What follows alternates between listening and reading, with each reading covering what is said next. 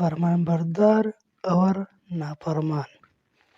حضرت ابو ہریرہ رضی اللہ تعالیٰ عنہ فرماتے ہیں کہ رسول اللہ صلی اللہ علیہ وسلم نے فرمایا کہ بنی اسرائیل میں 2 آدمی تھے جو باہم مقابلہ کیا کرتے تھے۔ ان میں سے ایک گنہگار اور دوسرا عبادت گزار تھا۔ جو عبادت گزار تھا وہ دوسرے کو گناہ میں مبتلا دیکھ کر برابر یہی کہتا تھا کہ گناہ سے باز آ۔ ایک دن ایسا ہوا کہ اس نے گناہ میں مبتلا دیکھ کر کہا کہ گناہ کو چھوڑ بھی دو۔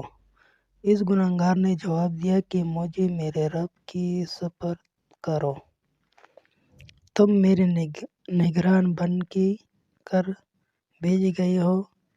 عبادت گزار نے کہا خدا کی قسم اللہ تعالیٰ تیری مغفرت نہیں کریں گے، یا اس نے یہ کہا کہ اللہ تعالیٰ تجھے جنت میں داخل نہیں کریں گے۔ ان دونوں کا موت کا وقت آیا، دونوں کا ارواح قبض گئے۔